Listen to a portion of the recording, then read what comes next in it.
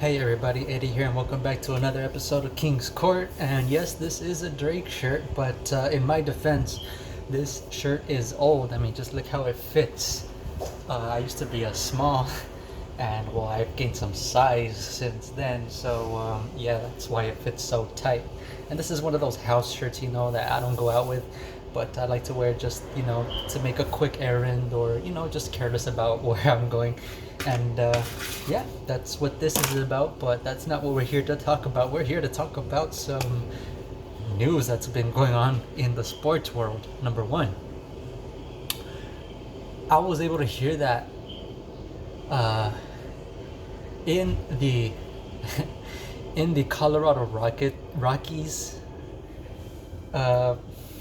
news, the mascot's name is Dinger, but there's going to be a name change now because, well, in a game earlier, I think last week, there was a fan that was trying to heckle the mascot, I assume. He's yelling across a whole section of people and yells Dinger, but in the television, a lot of people assumed and could have sworn they heard the huge N word. Now, it's crazy to assume that someone is not drunk, going to shout out such a word in front of, I guess in this case, tens of people, but thousands are going to be hearing, and there was no outrage right off the bat. How are you going to assume this guy said the N word and no one around him is reacting in such a way?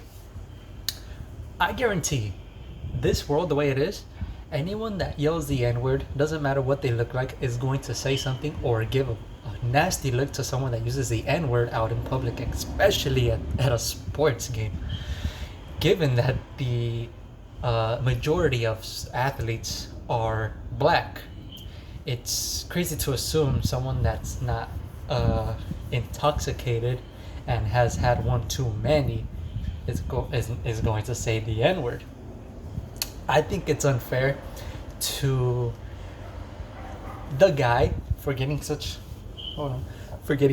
criticism for people assuming he said something, because he said Dinger. You could clearly, he says Dinger. His wife, girlfriend, or whoever is right next to him is saying Dinger. I mean, heard him say Dinger, and that's why there is no outrage. No one's looking back. No one's getting up and telling him, hey, like, what's wrong with you? There is no outrage. So you could see just off the broadcast alone, in that shot, no one's reacting because he didn't say the N-word. He said Dinger. He's calling the mascot who's not far off the screen. I think Dinger's on the very side of the screen in that shot. And it's especially crazy to assume that he would say the N-word behind home plate. Makes no sense to me. For everyone to be jumping to conclusions, assuming that this guy said the N-word. Come on, guys. You're just looking for something to be angry about. I, for one, had you shown me this clip with no context, first off, I would have had no idea what was going on, because that video and I guess the action is just so discreet. I couldn't really tell what was going on, but when I see the replay, the zoom in, and then where the mascot is, yeah, I know it's Dinger now, but I definitely wouldn't have known before that. I'm not looking for something to be racist or not. I don't live my life that way. I don't know why anyone else would, especially even if you're a journalist. Go find a real story to talk about. As far as I know, this is not a story to have been talking about. I think they should have had a way better thing to talk about other than that. Next off, I want to discuss the Clippers having a summer league yesterday, which wasn't I'm gonna just say it right now, the game itself wasn't of interest to me. But what was rocking around Clipper Nation was 5 Clipper players on the main roster hanging out at the summer league games. There was a joke saying that these guys were just looking for an excuse to hang out and they don't see each other often, so they made the summer league game an excuse to hang out. But anyway, the guys are Luke Kennard, Paul George, Kawhi Leonard, Reggie Jackson, and Terrence Mann. Those five just sitting courtside watching their potential teammates balling out. You know what's funny? You see superstars hang out at anywhere, it's always a headline. And these guys investing time to watch their fellow Clipper teammates, that's a pretty big deal. It makes you see how tight the team is, and I'm thankful that the team is still intact. They're definitely a title contender, and for anyone to assume that just because they don't have a third or fourth superstar on the team, that doesn't mean anything really. You could still win a championship with two superstar guys, and if we're being real, Clipper Nation, we consider Nick Batum and Reggie Jackson superstars by this point, don't we? To us, anyway. If not superstars, at least stars, because they're big time for us. And I'm just thankful these guys are all sticking together and hanging out, and it puts a good vibe into what is gonna be the next season. I can't wait to watch as many games as I possibly can next season, and hopefully Kawhi Leonard has a quicker recovery than expected. I was able to see from the. Give me a second. I've also heard that the Clippers not making move is kind of a big deal because, well, they should have gone out to get someone. Well, who are they gonna get? I don't think they were desperate enough to have to look over to everyone that was on the board.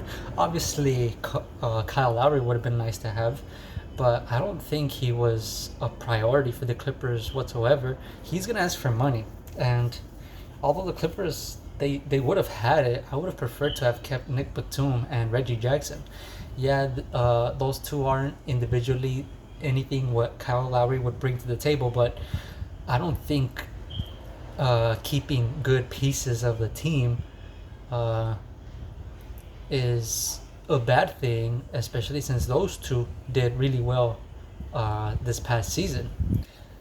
I don't knock a team for chasing a superstar for the sake of keeping a good all-around team.